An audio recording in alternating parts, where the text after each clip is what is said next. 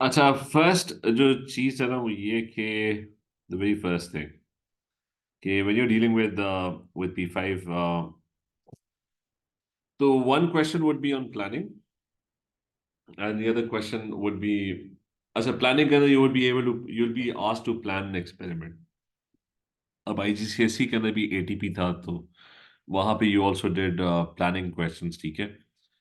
तो planning के अंदर you have to experimentally think about details, ठीक है? How do you plan an experiment? And the other question would be on analysis, conclusions, evaluations based on data that's based on an experiment that is already done. They'll do an experiment and they'll give you the data and they'll ask you to analyze and obtain conclusions from it. Usually, uske andar you have to make a graph. So, पहले the basics. कि you need to know what these things are, ठीक है? Apparatus वगैरह, ठीक है? So, starting with the first thing, that's a retort stand. मतलब वो बनाने को लेबल करने को कह सकते हैं, ठीक है? फिर वो बारी बारी इसको पहले छोड़ देते हैं इधर। अच्छा, everything in the laboratory you must know कि what is the use of that, ठीक है? तो बीकर क्या है? Beaker is not for measurements, ठीक है? You never measure anything with a beaker. Beaker can come in all sorts of sizes. Mainly, it's for storing solutions or any substance. You just put it in there. Reactions के लिए you can do reactions over here. You can heat it, but normally you avoid reactions क्योंकि things will fall out of it, ठीक है? Because it's got a big opening. So it's not good for vigorous reactions. And there's a high chance of spillage. Stirring करते हुए भी ना things can spill out, ठीक है? Conical floss is much better. And you cannot collect gases. ऊपर से बंद नहीं कर सकते इसको, ठीक है? It's got a wide opening. So you can't collect gases. Conical flask is the one which is very suitable for reactions. There's not going to be any spillage in it. Um, Gas collection is easy. You can easily stopper it, ठीक है? और frequently used for titrations. अच्छा, फिर आपके पास you've got a test tube, ठीक है? That's for testing small amounts. कोई बहुत small scale के ऊपर you want to do a test, a chemical test, or a small reaction, you will use a test tube, ठीक है? Boiling tube is used when you have to heat something strongly. So there's a test tube and then there's a boiling tube, ठीक है? बस quality का फर्क होता है. Boiling tube can be taken to high temperatures. Then there's a round bottom flask which is used for heating solutions, ठीक है? So if you want to heat a large quantity of a solution, you're going to use a boiling ये round bottom flask. अच्छा, volumetric flask होता है. Volumetric flask is for specifically for making solutions. कि उसके अंदर एक ही mark होता है which could be any mark. 50 cm cube भी होता है, 10 cm cube का भी होता है, लेकिन normally in the lab it's a 250 cm cube, ठीक है? This is where you make solutions. फिर measuring volume of a solution, उसके लिए you use a burette, ठीक है? Burette का फायदा ये, burette is used in titrations. Burette का फायदा है कि when you are uncertain about the volume that needs to be used, तो burette में ना वो डिफरेंस लेके ना you can figure out what volume got added, ठीक है? तो वो tap helps in that. तो इसलिए जहां पे भी ना you not sure what amount has to be added, तो यू यूज अ पीरियड. और 2 डेसिमल प्लेसेस तक उसकी वैल्यूज होती हैं, ठीक है? नॉर्मली ग्रेजुएशन जो है ना वो हमेशा याद रखना कि the accuracy is always 1 decimal place extra. Graduation is, if you look at the graduation, it's 1 decimal point, ठीक है? जैसे यहाँ पे 20.4 है, तो अगला क्या होगा? 20.5 होगा, ठीक है? It's 1 decimal place. लेकिन जो एक्यूरेसी होती है दैट्स 2 डेसिमल प्लेस, क्योंकि the value could be between the graduation, so you can go up till the second place as well. कि अगर इसको बड़ा करें ना, कि वैसे तो 1 decimal place है, लेकिन if the reading is exactly between two graduations, you can also go up till 2 decimal place.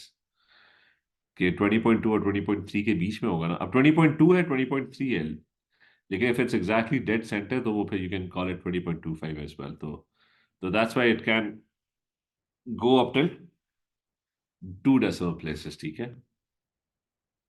तो ये हर डिवाइस का होता है कि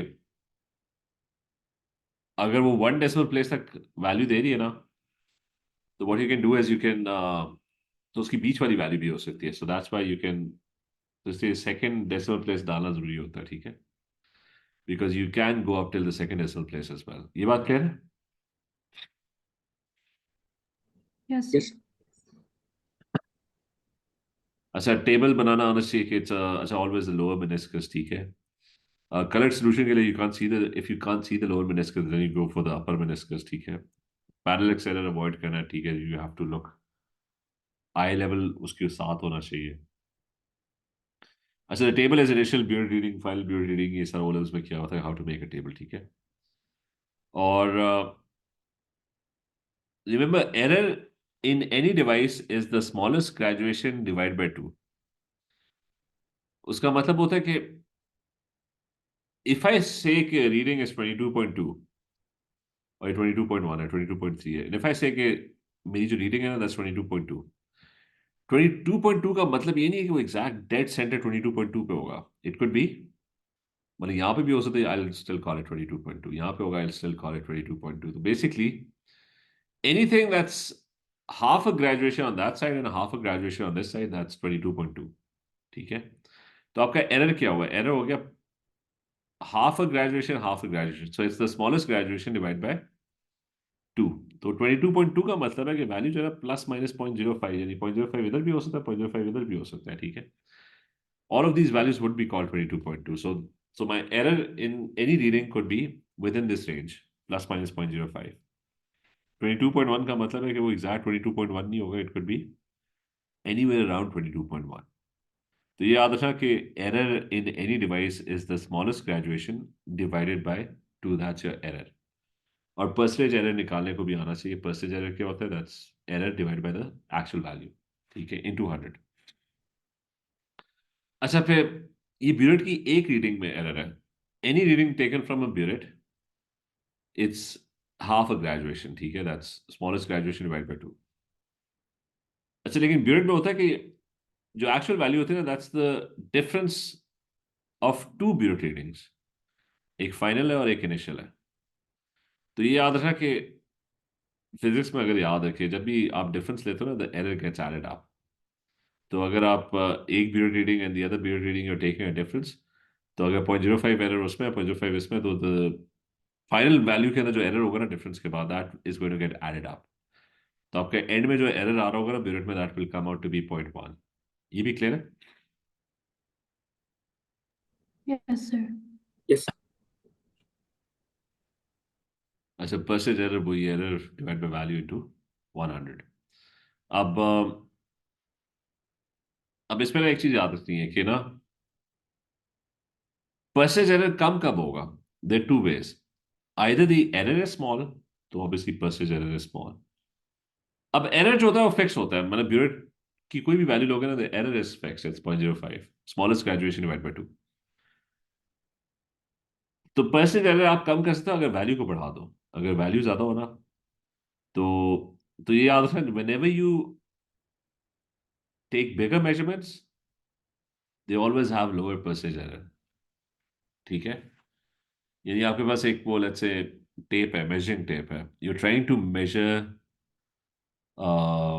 द विड्थ ऑफ कोई भी ऑफ अ नीडल, ठीक है, या diameter of a needle using a measuring tape, उसके अंदर बहुत एरर होगा। जितनी स्मॉल चीज को आप मेजर करने जाओगे ना, the error would be very large, क्योंकि एरर तो फिक्स्ड है, वो मेजरिंग टेप के अंदर जो एरर है दैट्स फिक्स्ड। तो वो वैल्यू जितनी छोटी करते जाओगे ना, the percentage error would go up. लेकिन उसी मेजरिंग टेप से if you try to measure the length of a room, तो the percentage error in that would be very small, क्योंकि वो लेंथ ऑफ द रूम के अंदर भी ना वो एरर तो वही है, लेकिन क्योंकि वैल्यू बड़ी होगी है, तो परसेंटेज वाइज कि लेट्स से रूम की लेंथ जो है ना वो 800 सेंटीमीटर है, ठीक है। तो अगर उसमें प्लस प्लस माइनस 0.5 सेंटीमीटर का एरर है, तो दैट्स वेरी टाइनी, ठीक है। लेकिन अगर नीडल 1 मिलीमीटर की है, उसके अंदर प्लस माइनस 0.5 सेंटीमीटर का एरर है, तो वो तो फिर वैल्यू मीनिंगलेस होगी ना।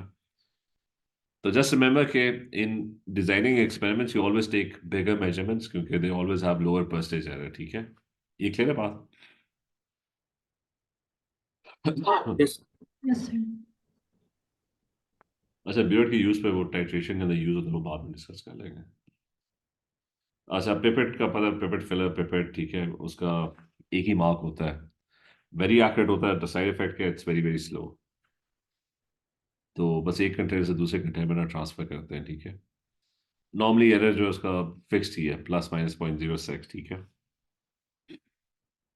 मेजरिंग सिलेंडर होता है fast but not very accurate, ठीक है।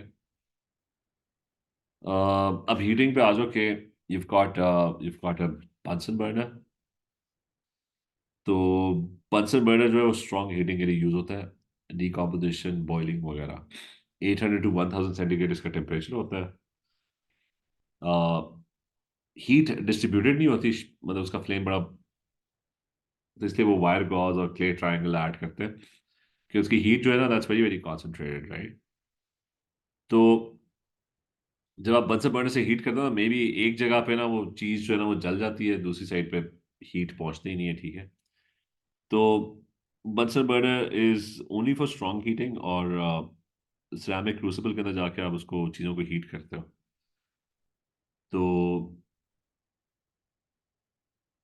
अच्छा, मेन तो इसमें ये, अच्छा, लेकिन strong heating remember, gentle heating के लिए you use electric heater with a thermostat. तो वो कंट्रोल हीटिंग होगी, 50 सेंटीग्रेड के ऊपर जाके खुद ही रुक जाएगा। या अगर और भी जेंटल हीटिंग चाहिए तो वाटर बाथ, ठीक है। वाटर बाथ जो है वो थर्मोस्टैटिकली कंट्रोल्ड वाटर बाथ, तो दैट विल बी, पानी को गर्म करो, पानी का टेम्परेचर इतनी जल्दी चेंज नहीं होता, तो अगर आप पानी को गर्म कर दो और 60 सेंटीग्रेड पे ले जाओ, तो वो 5-10 मिनट 60 सेंटीग्रेड के ऊपर ही रहेगा, ठीक है। तो थर्मोस्टैटिकली कंट्रोल होगा, तो फ्लेम ऑटोमेटिकली, जिस तरह आपका गीजर घर में काम करता है ना, वो ऑटोमेटिकली हीटिंग दोबारा शुरू कर देता है। और टोंग्स यूज करने हैं सेफ्टी में, यूज टोंग्स, अगर वो सेफ्टी की बात करें, ठीक है। Use gloves so you don't get burned. अगर गैसेज एमिट हो रही हैं तो फ्यूम कबर्ड है, ठीक है। Do all the reaction the fume cupboard. फिर एरर वाइल हीटिंग, ठीक है। एक है हीट लॉस, सबसे मेन। तो हीट लॉस के साथ प्रिवेंट करें, insulating jacket, Styrofoam cup, water lid, ठीक है। Heat loss, if you take readings quickly, do the experiment quickly, क्योंकि जितना टाइम लगाओगे उतना ज़्यादा हीट लॉस होगा, ठीक है। यानी अगर एक चीज़, पानी का टेम्परेचर लेना है और वो आप जाके 5 मिनट वेट कर रहे हो, तो ऑब्वियसली हीट लॉस बहुत ज़्यादा हो जाएगा।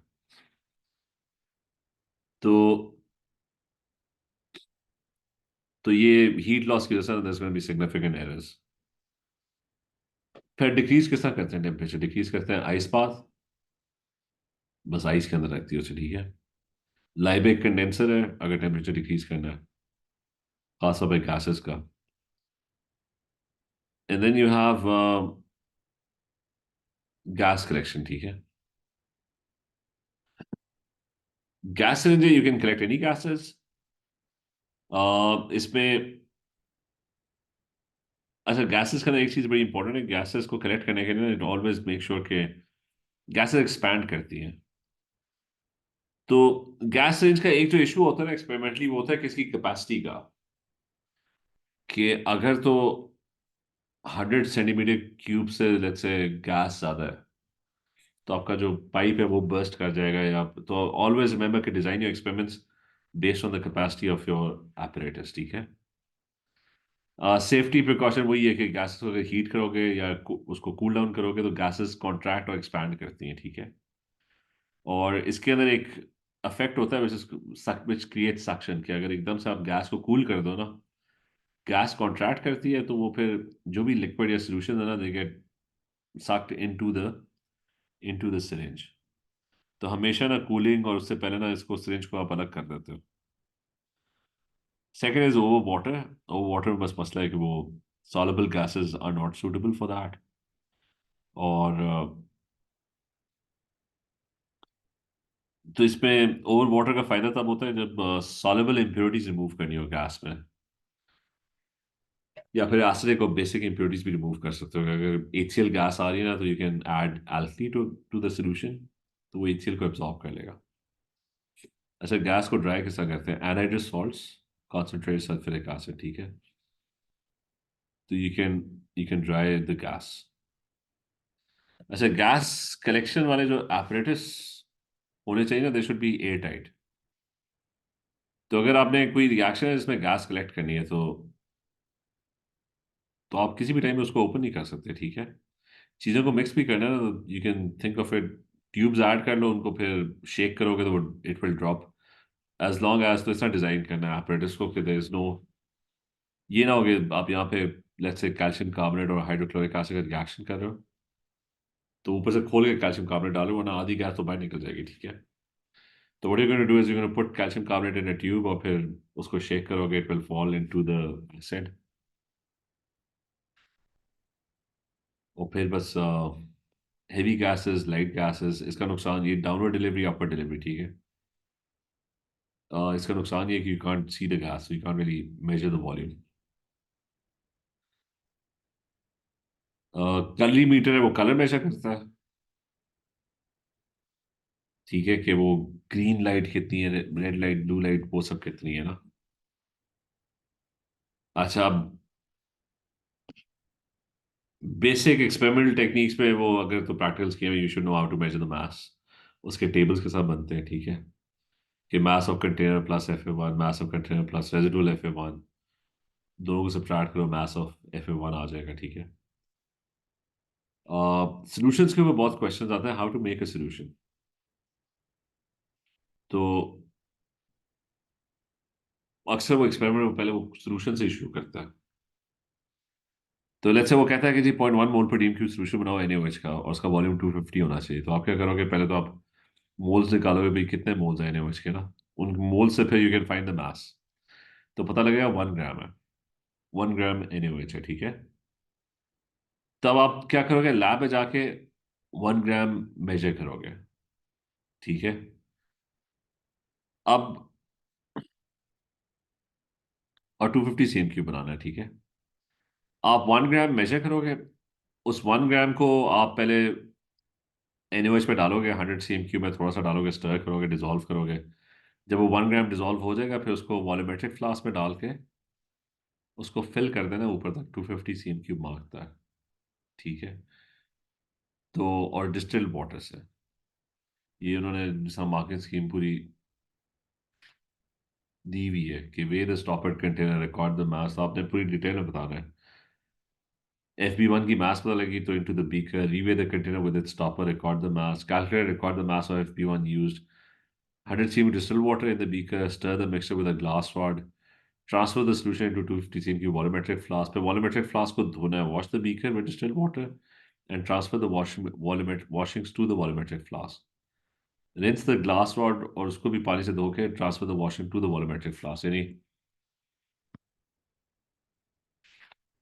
यानी इधर से जब इधर ट्रांसफर करोगे, make sure nothing is left, ठीक है। तो क्या करना है, मैथ्स मेजर करनी है, उसको इसमें डालना है, थोड़े से एनएच में डिजोल्व करना है पहले, और फिर उसको 250 cm क्यूब में भर देना है ऊपर तक, ठीक है। तो एक एक डिटेल आपको पता होनी चाहिए, ठीक है। ये क्लियर है, ये सारा नोट्स में लिखा हुआ है, ठीक है, ये क्लियर है। Yes. Yes, sir. टाइट्रेशन ये वही एसिड बेस्ड टाइट्रेशन है, ठीक है, उनकी पीएच कर्व्स वगैरह, कलर चेंजेस वगैरह, इंडिकेटर्स वगैरह, आइडिया ही होगा, ठीक है। रीडॉक्स टाइट्रेशन में यूजली KMnO4 होता है, ठीक है। KMnO4 में होता है कि, बल्कि उसका भी निकाल लेते हैं कि एसिड बेस्ड टाइट्रेशन में यूजली ये होता है, जैसे ही बेस न्यूट्रलाइज होगी ना, तो उसका पीएच चेंज होगा, पीएच चेंज होगा तो इंडिकेटर का कलर चेंज हो जाएगा, ठीक है। रीडॉक्स टाइट्रेशन में अगर KMnO4 की टाइट्रेशन है, KMnO4 में व्हाट हैपेंस इज के शुरू में KMnO4 रिएक्ट कर रहा होता है, KMnO4 जब रिएक्ट करता है ना, तो वो कलरलेस हो जाता है। लेकिन जैसे ही अगर नीचे जो भी रिएजेंट है ना वो खत्म हो जाएगा ना, तो KMnO4 रिएक्ट नहीं करेगा, तो वो पर्पल KMnO4 फिर पर्पल ही रहेगा, ठीक है, रिमेन्स पर्पल।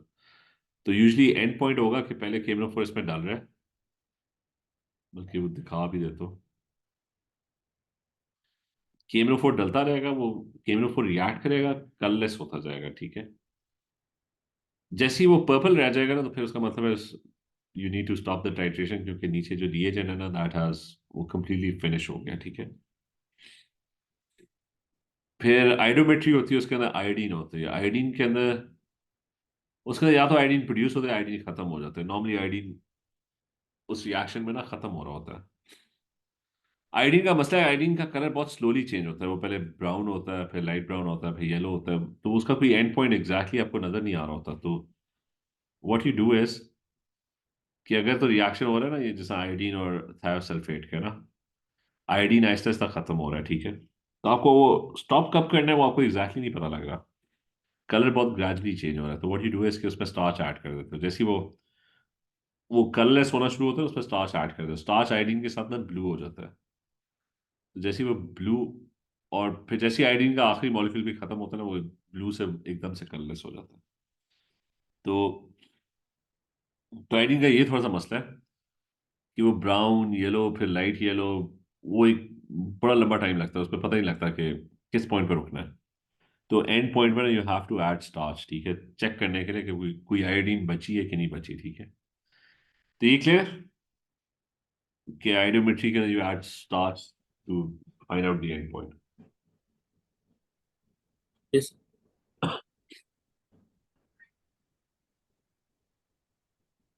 अच्छा, enthalpy change MC delta T से कैलकुलेट करते हैं, मास क्या होता है? मास ऑफ सॉल्यूशन होता है जो कि वॉल्यूम ऑफ सॉल्यूशन के इक्वल होता है। सॉल्यूशन का वॉल्यूम और मास ऑलमोस्ट सेम होती है। 50 cm³ का मतलब है कि 50 ग्राम्स है। और सी जो स्पेसिफिक हीट कैपेसिटी वो वाटर की होती है normally 4.18। Delta T temperature change होता है। अगर टेम्परेचर इंक्रीज कर रहा है तो इसका मतलब एक्सोथर्मिक रिएक्शन है, डिक्रीज कर रहा है तो इट्स एन एंडोथर्मिक रिएक्शन, ठीक है। मोलर एंथैल्पी चेंज है कि वो जो एंथैल्पी चेंज निकली है उसको मोल से डिवाइड कर लो, कि या रेशो लगा लो कि अगर आपने 0.1 मोल्स के लिए निकाली है ना, तो 1 मोल के लिए कितनी होगी, ठीक है। अच्छा, फिर इन सारी वैल्यूज में एमसी डेल्टा टी में जो भी हीट एनर्जी कैलकुलेट करते हैं ना, उसमें there significant heat loss. Heat loss को मिनिमाइज कैसे करते हैं? या तो वो जैकेट स्टाइरोफोम का वो सब कर लो ना।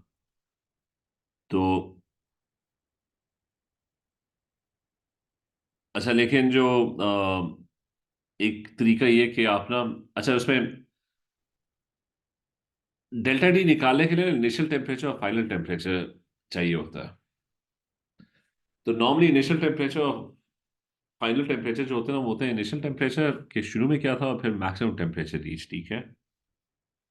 तो नॉर्मली ये होता है कि अगर टेम्परेचर बढ़ रहा है ना, तो इनिशियल टेम्परेचर ये होगा, फिर एकदम से टेम्परेचर बढ़ेगा, फिर कम होना शुरू हो जाएगा। तो आप क्या लेते हो, delta T is initial temperature and final temperature. लेकिन अगर वो टाइम के साथ ना आप उस टेम्परेचर का ग्राफ बना लो ना, तो आपको एक कूलिंग कर्व मिल जाएगी जो आपको हीट लॉस बता रही होगी कि हीट लॉस का रेट क्या है। उस कूलिंग कर्व को ना अगर आप बैक एक्सट्रैपलेट करो ना, तो आप शुरू में हीट लॉस बहुत ज्यादा होता है। तो थर्मीटर का टाइम लगता है, थर्मीटर इतना रिस्पॉन्सिव नहीं होता, तो थर्मीटर को टाइम लगता है। Maximum energy time T zero पे प्रोड्यूस हो रही है। तो आपने करना ये है कि अगर बहुत एक्यूरेसी चाहिए ना हीट लॉस को मिनिमाइज करना, व्हाट यू डू इज कि आप कूलिंग कर्व बनाते हो कि रिएक्शन हुआ एकदम से टेम्परेचर बढ़ना शुरू हुआ, फिर खत्म हो गया रिएक्शन, टेम्परेचर ड्रॉप होना शुरू हो गया। तो जिस रेट से वो ड्रॉप हो रहा था उसको वापस एक्सट्रैपलेट करो, तो ये आपका फाइनल टेम्परेचर जो ट्रू फाइनल टेम्परेचर होगा या उसके करीब होगा, ये आपका मैक्सिमम टेम्परेचर होगा, ठीक है। तो ये क्लियर है बात के दो तरीके हैं, या तो आप बस मैक्सिमम टेम्परेचर ले लो, या फिर आप कर्व बना के ना उसको बैक एक्सट्रैपलेट करो, फिर निकालो कि आपका सही टेम्परेचर क्या है, ठीक है। Is clear? Yes, sir. Yes. अच्छा, बाकी ये कि चलिए रेट ऑफ रिएक्शन वगैरह कल करते हैं, और मेनली फिर हम पास पेपर ही कर लेंगे, ठीक है, स्टार्ट। तो इसका T5 का ना ताल्लुक तकरीबन सारी केमिस्ट्री के साथ है, लेकिन मेनली कॉमन सेंस है। मतलब आप कह लो कि 80% कॉमन सेंस है, 80% है बस आप, आपने अगर कुछ भी नहीं पढ़ा ना, आप फिर भी पेपर कर सकते हो, ठीक है। अगर बस आपको प्रैक्टिस हो कि आपने मतलब जो भी इंफॉर्मेशन है वो पेपर के अंदर ही होगी। 10% आपका कोई मेरे ख्याल से नॉलेज वगैरह जो सिलेबस का है वो काम आ जाएगा, और 10% ये छोटी मोटी बातें पता होनी चाहिए, ठीक है। तो फिर कल देख लेते हैं, ठीक है। Okay. चलो ठीक है, कल फिर करते हैं, ठीक है। Allah Hafiz. After